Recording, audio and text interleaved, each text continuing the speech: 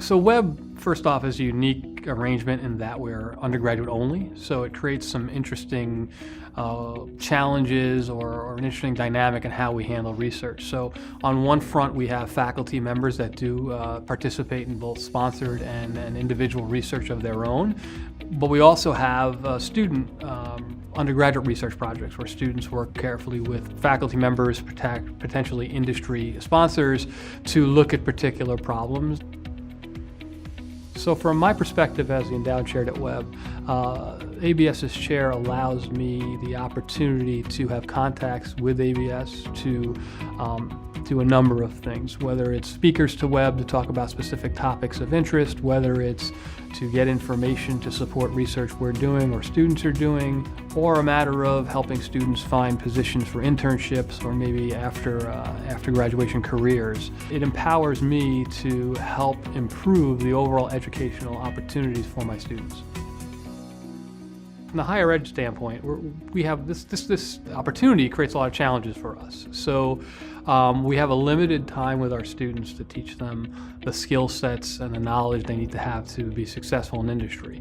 So at one point we can't discard the fundamentals that make them the engineer that they are, but at the same time we've got to expose that student to the other technology, enabling technologies and knowledge that will allow them to do their job better and make better products. Over the years, we've done a number of things. One specific area we've looked at is looking at marine fuels with regards to their integrating new marine fuels with existing technology. So diesel engines running off of biodiesel or other source fuels, looking at fuel water emulsion to deal with NOx emissions, to assessing performance of diesel engines running off of natural gas, both in terms of engine performance as well as emissions that come from that. From my perspective, the marine industry is at a very exciting place right now, both as a function of the changing in technology, the growth of technology, development of technology, which empowers us to do many new things, together with the requirements, the pressures that come from regulations, specifically environmental regulations in terms of goals that we have for protecting our environment. So when these are coupled together, it provides the engineer, the naval architect, the marine engineer, a lot of opportunity to make significant impacts on the future of shipping. Talking to people from industry and talking to ship owners, a lot of the conversation we've been having is about the 2020 mandate in terms of sulfur content fuels and looking at the different alternatives we have to address that, whether it's scrubbers, whether it's using low sulfur fuel, and everyone we've talked to have had a little bit different take on it, but there are clear, obvious answers about how to approach it, maybe not so much which is the best answer. But as we look forward to the push towards 2050 and the idea of a 50% reduction in CO2 emissions, there is no clear answer. There is no one obvious way or two obvious ways to deal with it.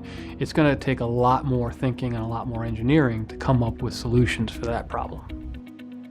The 2050 challenge, the idea of reducing greenhouse gas emissions from the marine industry by 50%, creates an incredible challenge and an incredible opportunity. The idea of just being able to tweak a little here, a little there, change the propeller a little bit, put a waste heat recovery system on is not going to be enough to get us where we want to be. So ABS's resources are valuable to us in education in a number of ways. The first way is through ABS's guides and advisories, we're able to bring cutting-edge current technology and information about that technology into the classroom. Likewise, when we go to the design level courses, using ABS's, again, their guides, but more importantly their rules, are very valuable in making the experience more realistic.